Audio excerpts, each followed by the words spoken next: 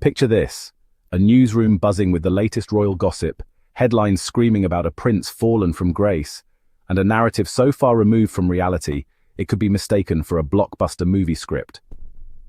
Welcome to the world of Sky News Australia, where the story of Prince Harry and Meghan Sussex's supposed financial ruin has been spun with the fervour of a royal-obsessed teenager typing away on a Wattpad page. They claim Prince Harry is broke, desperately seeking aid from King Charles, clinging to the monarchy's coattails. But let's hit pause on this melodrama. This isn't a soap opera. It's a carefully crafted narrative dripping with projection, delusion, and a touch of envy. Today, we're pulling back the curtain on Sky News's relentless doomed narrative about the Sussexes, exposing the truth about their financial standing, contrasting their vibrant lives with the monarchy's fading relevance, and celebrating their global impact. Buckle up for an 8-minute journey through facts, figures, and a reality check that Sky News seems allergic to. Let's start with the numbers, because nothing debunks a myth quite like cold, hard cash. Sky News wants you to believe Prince Harry and Meghan are scraping by, but the reality, their combined net worth is a jaw-dropping $130 million. Meghan, the Duchess of Sussex, brings $60 million to the table, built from her days as Rachel Zane on Suits, her lifestyle blog The Tig, and the couple's Archewell Foundation, which has become a hub for philanthropy and media ventures. Prince Harry, meanwhile, is sitting on a $70 million fortune. This comes from his inheritance, think trusts from the Queen Mother and Princess Diana, earnings from his decade-long military service, his best-selling memoir Spare, the Netflix docuseries Heart of Invictus, partnerships with companies like Better Up, and savvy real estate investments. To put it in perspective, this is the kind of wealth where you might casually forget you bought a second vineyard. A bar chart of their individual net worths tells the story clearly. Meghan at $60 million, Harry at $70 million, and together, a financial empire that laughs in the face of Sky News's broke narrative. This isn't desperation. It's the kind of security that lets you sleep soundly in a mansion. Now let's talk lifestyle. The Sussexes call a $14 million Montecito estate home, a sprawling property with lush gardens, ocean views, and enough space for their personal and business ventures. They're not just sitting on their wealth, they're multiplying it through blockbuster deals with Netflix, Spotify, and Penguin Random House. Their days are filled with organic gardening, beekeeping, and raising their 2 children in a paparazzi-free haven. This is a life of freedom, freedom of speech, financial independence, and the ability to build something meaningful without the constraints of royal protocol. Compare that to the traditional royal life Sky News seems to pine for: beige walls, rationed tiaras, leaking courtiers, media manipulation, racist headlines, and tabloid torment. Harry and Meghan Sussex didn't just walk away from that world. They sprinted, and their bank accounts proved they didn't need to look back.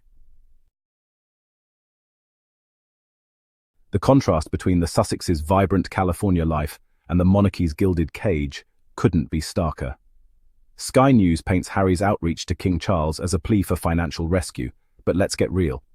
Harry's concern for his father stems from love and worry for Charles's health, not a need for a bailout. He's built a life in Montecito with Meghan, Archie, and Lilibet, a life rooted in purpose, not palaces. Harry has been clear returning to royal life, with its endless scrutiny and suffocating traditions, isn't on the table. Why would it be? In California, he's free to champion causes like the Invictus Games, write his truth in Spare, and partner with global brands. Meghan, meanwhile, is investing in female-founded companies, producing content through Archewell, and advocating for digital safety. Their life isn't about survival. It's about thriving in a way the monarchy can only dream of. Speaking of the monarchy, let's turn the lens on them. The British royal family is grappling with a crisis of relevance. Approval ratings are slipping, and taxpayers are growing tired of footing the bill for palaces while schools and hospitals crumble. Prince William and Kate's attempts to modernize the institution often feel like putting a fresh coat of paint on a sinking ship. The monarchy leans heavily on PR firms to manage scandals and spin narratives, but the cracks are showing. Sky News's fixation on Harry and Meghan feels less like journalism and more like a distraction from the monarchy's own struggles. By painting the Sussexes as failures, they're trying to prop up an institution that's losing its grip on the public's imagination. What makes Harry and Meghan's story so compelling isn't just their wealth, it's how they earned it. Meghan walked into the marriage with her own money, career, and global presence. She didn't need a tiara to shine. She was already a star. Harry, on the other hand, turned his personal trauma into a cultural phenomenon with Spare, a memoir that didn't just sell millions. It sparked conversations about mental health, family dynamics, and institutional flaws. Together, they've built a brand that's entirely their own, free from royal allowances or titles. Sky News's broke narrative isn't just wrong, it's a smokescreen to hide their frustration at losing access to the Sussex brand. The tabloids once profited off Harry and Meghan's every move, but now, the couple controls their own narrative, and that stings. Their global impact is undeniable. Through the Invictus Games, Harry has given wounded veterans a platform to inspire millions. Meghan's investments in female-led businesses are empowering entrepreneurs, and the Archewell Foundation is tackling issues like community resources and online safety. They're not just surviving, they're reshaping the conversation around wealth, purpose, and independence. The public is starting to see through the double standards, racism, and gaslighting the Sussexes have faced. Social media posts on X reflect growing admiration for their resilience, with many calling out the media's obsession with tearing them down. The Sussexes aren't just relevant, they're redefining what relevance means in a world that values authenticity over aristocracy. So, here we are, at the end of Sky News's fairy tale, a story where the broke prince and his wife are anything but. With a combined net worth of $130 million, a Montecito mansion, and a portfolio of global ventures, Harry and Meghan are living a life most can only dream of. Their wealth isn't just financial, it's the freedom to live on their terms, to champion causes they believe in, and to build a legacy that outshines the monarchy's fading glow.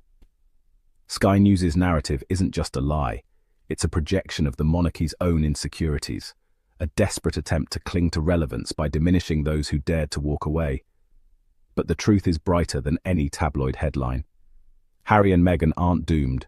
They're thriving, independent, and globally respected for their courage to break free from an outdated institution. The real story here isn't one of failure, it's one of triumph, of a couple who turned their backs on beige walls and royal restrictions to create a vibrant, impactful life. So the next time Sky News spins its fan fiction, remember this: the Sussexes aren't just surviving, they're rewriting the rules of royalty, and the world is watching in awe.